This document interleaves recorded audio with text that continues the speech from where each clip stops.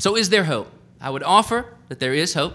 Senator Corker and Senator Warner have introduced the TARP Recipient Ownership Trust Act. I think it's a brilliant bill because I helped to write some of it. Some of the parts of it aren't my favorite because it's, like every bill, it's a product of negotiation and pushback from Treasury. Some provisions, though, that are interesting. We'll see if it passes. We'll see if it gets to the floor, even with the distractions of the healthcare debate. First, any TARP recipient over 10%, in which the government has over 10% interest, not including Federal Reserve investments, would be covered. Would create a trust managed by 3 trustees. A requirement to sell out by 2011, by December 2011, which I think is very promising. There's a provision for exception where you could fast track something through Congress to continue TARP for a while if there's some sort of an emergency. But there's at least a goal in the statute of selling out by December 2011. 3 trustees. Similar, at first it seemed similar to the AIG Trust. I was very critical of the AIG Trust. I testified with the 3 trustees, and in fact, before the hearing, we were all very friendly and talking, and then afterwards, we maybe not quite so friendly. I think in the trust, the AIG Trust had a provision to the fiduciary duties of the trustees was to maximize, was not to maximize shareholder value. It was to do whatever's in the best interest of the Treasury, and I was very critical of that as being meaningless and only having meaning to the extent that the Treasury Secretary defines it for you. The fiduciary duty in this new trust that would be created by Corker Warner would have a fiduciary duty to maximize the value of the shares, so I think that's beneficial. There's a limit on indemnification for trustees to only good faith attempts to maximize that value. There was no such limit on indemnification in the AIG Trust. Now, there is the question, again, and this is not included in the trust, but I think it's an important academic question, and to me, that word means the most important thing. Academics are probably different from what it means to all of you. Private rights of action, right? What does fiduciary duty mean if we don't have private rights of action? There's currently no provision for that in Corker Warner. Taxpayer standing, you know, it's obviously a very difficult kind of thing to manage. It can be very costly. But what about this? What about if we had standing just for the 50 state AGs to sue on behalf of their state pensions for investments in TARP recipients? They could sue the TARP trustees if they thought the trustees were caving to political pressure from Treasury to engage in off-balance sheet subsidies. Maybe that might work. Maybe that might be a manageable way to do private rights of action. I've been pushing for that. Of course, Treasury doesn't think that's a great idea. But I do. And so I highly recommend you write to your congressman about Corker Warner and tell them to support it. And I look forward to your questions at the end of the session.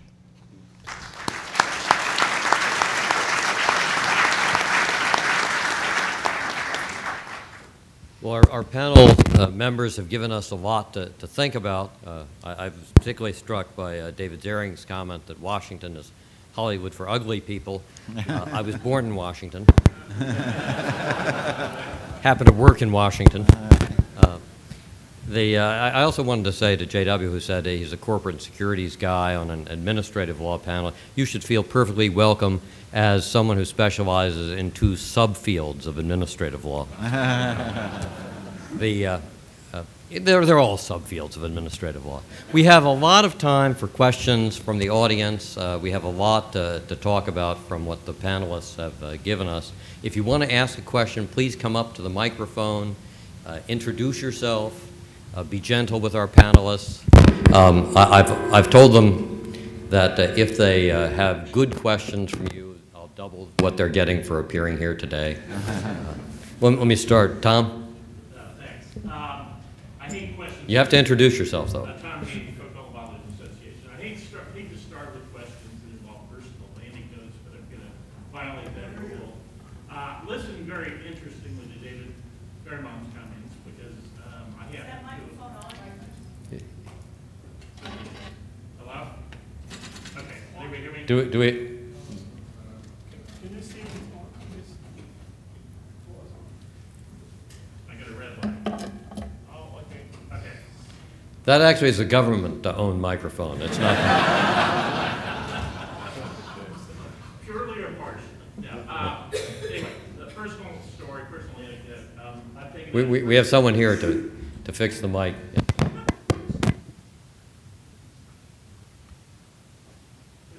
Here, you want to use this one? Just keep going. Okay. I hate to start with personal anecdote, but I've taken out 3 mortgages in the last year, all of which have been retained by the bank that I took an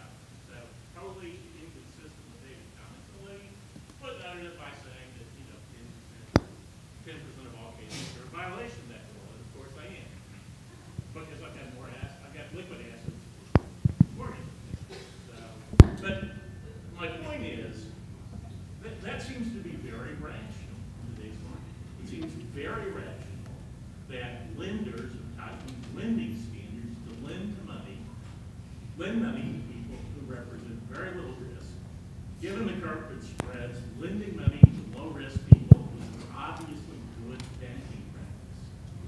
The concern I have, and I think many people in the room would have, about government's role, either in financial markets or in private industry, in general, is that a market in which only 10% of all Americans can get mortgages will be politically unacceptable, even if it's economically rational. So the concern I have that you see in the GM situation, that you're going to see in the reaction to the way mortgage markets are working now, is a government acting in a proprietary capacity as the owner of these businesses is going to manage them for political ends, for the ends of satisfying as many voters as possible, as opposed to making the economically rational decisions that a private market would make. So I'd ask people to react. Let me start with two of our Davids, because I think you touched on both the mortgage lending and the investment in General Motors there. I think certainly our first two panelists might want to crack at that, and then for our other two do as well. Well, first I'll respond to the 10% versus 90%. The situation we are in now is unacceptable. We need a robust marketplace where the private sector is the originator, where liquidity, where securitization, where all of the processes work. Chairman Frank, in discussing his legislation, suggested that originators need to have skin in the game, meaning they continue to hold a percentage of the loan throughout the securitization process. I think that issue points to some of the problems that we've seen. If you look at, for example, Countrywide, AmeriQuest, New Century, and a host of other companies who are no longer in existence or part of other companies today, most of their products were being securitized to Wall Street with very little oversight or appropriate loan origination controls. That created the problem that we're in today.